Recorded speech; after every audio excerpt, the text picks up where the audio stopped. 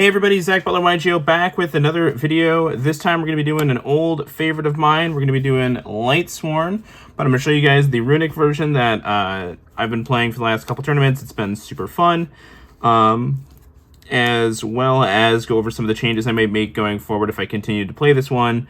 I'll be doing a whole bunch of Lightsworn content because this is of one of my favorite decks of all time, so if you like that sort of stuff, go ahead and subscribe and comment down below what you want to see next. If you guys want to see some basic combos, I'm happy to do that too, although a lot of them change because there's so much milling and stuff going on the deck. But I'll show you the deck that I've been playing at the last couple locals and go over kind of the logic behind some of the changes that I made, because this is heavily based off of Joshua Schmidt's list. Go ahead and give that a watch if you want to see. And yeah, we'll jump right into it. So first, for the Lightsworn monsters, you have one Raiden, Hand of Lightsworn. I'm going to go over what these cards do just in case you don't know, because some of them are pretty old and then some of them are from Legacy of Destruction. So Raiden is a level 4 tuner, and then once per turn you can mill 2 cards from the top of your deck, and in the end phase you mill 2 as well. It gains tuner attack for each Lightsworn monster you mill with its first effect, but that doesn't ever really matter. It's really just here to be another searchable tuner with Charge the Light Brigade, and it's a good normal summon. Of all of the Lightsworn cards, this is probably the worst one played, so you could maybe find room for different ones, but having it as just like a random one of tuner was pretty solid.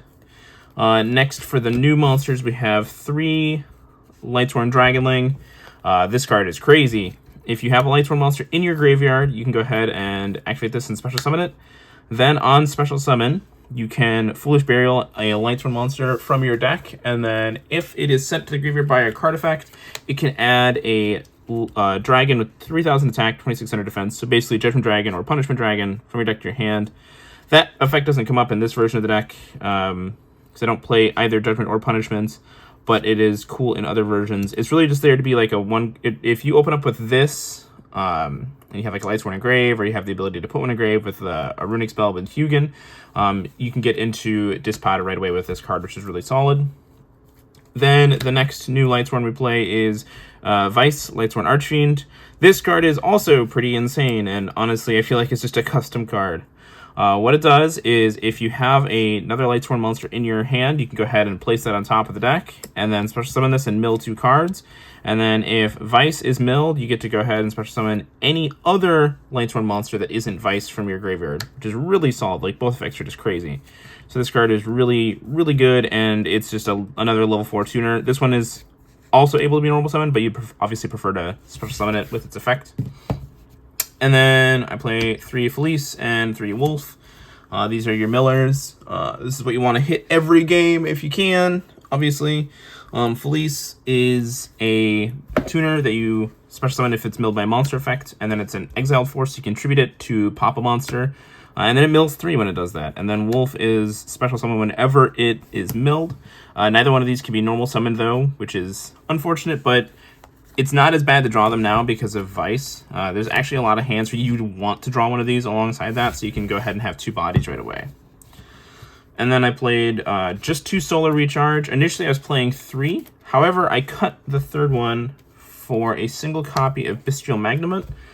Magnamut was really cool in that it can search out Dragonling, and it's just a random level 6 extender, which is obviously really good with your level 10 synchros. Being a dragon is good for Dispada, and it's just a solid body. I don't know if I'd continue to main deck the Magnamut. There's a couple other non-engine cards I could cut instead, potentially. It was really solid. I just found last night in particular that I was running into situations where I would draw a Lightsworn with no recharge, or I would just draw, like, it was specifically Felice with no recharge or anything like that. So having the 9th card, because you have the 3 Vice, the 3 Charge, and then the 3 Recharge, in theory, having the 9th card would have been really nice. But then, yeah, 3 Charge the Light Brigade. This is a not once per turn Rhoda for Lightsworn. You just mill 3 and then add 1 from your deck to your hand, which is really insane when you're playing a bunch of runic spells and you want to mill all of them and then get those free draws. So speaking of the runic cards, you have 2 Fountains, 3 Tip, 3 Freezing Curses, 3 destruction, 3 flashing fire, and then 3 slumber. I don't think any of these really need to be explained. The runic cards are pretty understood at this point. I would have liked to have 17 in here, but I cut them. I cut the Smiting Storm and the Dispelling for the Shufflers. I found these to be really good in the main deck against Tenpai and Snake Eyes. Both just these cards get a ton of value. Also, being able to put back Lightsworn names is really important. If you get into like situations where you need to have those extra bodies in deck. So having these was really good. And then I main decked 2, the Black Goat Laughs. This card is also really good against Tenpai in particular. Or if you're playing at Snake Eye and they get to the point where they have to summon the Flamberge off of a Ash or Oak, and then they activate that. To do that, you can activate this, and obviously then the Flamberge can't be special summoned. Milling it is also really good, because you obviously get to then banish this and stop monster effects in the field. Going second, it comes up more to do that. I had one game against Voice's Voice where I shotgunned a runic spell, summoned Hugin, discarded this, and then banished this so that way they couldn't activate their... They had Dynamondo to special summon the Skull Guardians, and then I could do this so that way they wouldn't get the Skull Guardian negate. That was really cool. Lots of little things like that. So that was the main deck, 40 cards. The extra deck is definitely the part that needs the most work in this version. It's very tight, which I found to be a bit of an issue. There's 2 Hugin, 2 Jerry. You definitely need at least 2 of each of these. Hugin being level 2 is really important because of your level 6 synchro. And then Jerry being a level 4 body is obviously really good with all of the tuners and the rank 4s. Then I played Chaos Angel. This was a card I don't think Josh played. I am a very big fan of Chaos Angel in the deck. Mostly because its light effect is really important in that if you can summon Chaos Angel early, then they can't do anything to Minerva because it's unaffected by activated monster effects. So then they have to have like Imperm specifically, which is really solid because like Veiler, Mourner, Ash all are really good against the deck. And then obviously Nibiru can be really good against this deck too.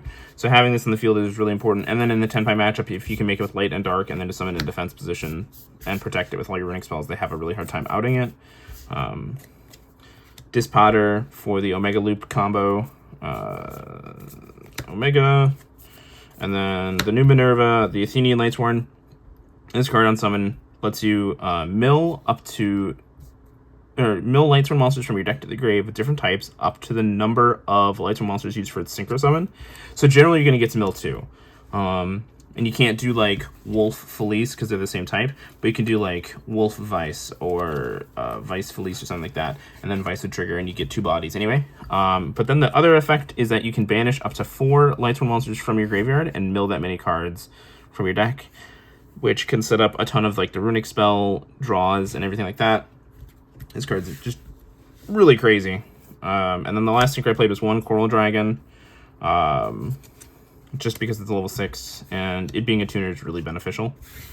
I didn't miss Trigate Wizard, or Trigate, whatever the guy is, or Tri-Edge Master, that guy.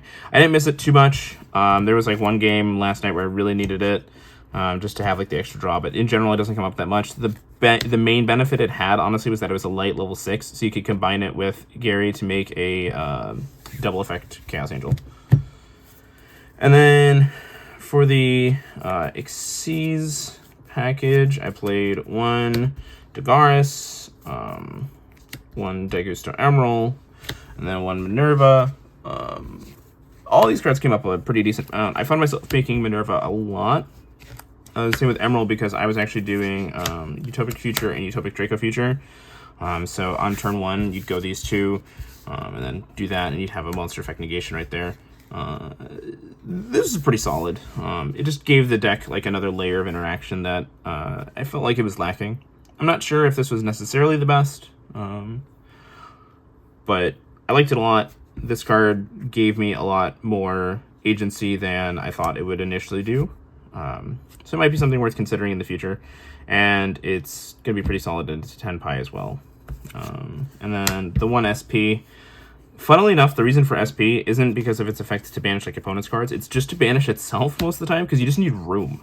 there's so many times where you'll run out of spaces and you just need to be able to make space, or like your plays will get interrupted and you just need this random body, and that's what that's for. But yes, that was the extra deck. And then the side deck, I sided 3 Nibiru, just for going seconds, 2 Druid Swarms. I just wanted to have the 3 Bestials. Duster, which I don't really think was too great, but yeah, it's fine. 3 Cosmic Cyclone for anti-spell, because I figured between the 3 destructions, the 3 Cosmic Cyclones, like that anti-spell will never stay on the field. That's true. It has not once been an issue for this deck. And then 3 Evenly Matched. This was a card I think is still terrible, but I sided it just for like those random make a board decks, because I'm not playing any hand traps other than like the Bestials and maybe a Nibiru, so playing into fields can be difficult.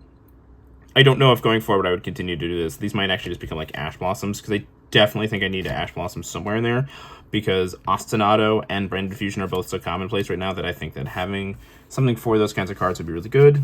And then 3D Barrier for mostly Tenpai, because between the 3D Barrier, the 2 Black Goat Laughs, and potentially the Shufflers, like you just have so much non-engine that you can get to if you're able to play, because you're going to be ripping through so much of your deck, that it's very hard for them to actually capitalize and win the game. And then you also just have the Runick cards, which naturally allow you to elongate the game to a point where you're able to outgrind them.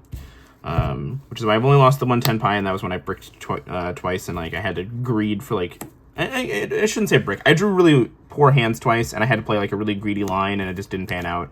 And you know, that just happens with these sorts of decks. But yeah, this deck has been a ton of fun. Like I said, I'm not taking credit for it at all. Josh showed it on YouTube. I wanted to build it and changed a few cards that I thought, you know, could maybe get improved. Deck's super fun though. If you guys like Runick and you like Lightsworn, definitely give this a try. I'll be posting other versions if there's interest. Let me know down in the comment section, and until next time, have a great day.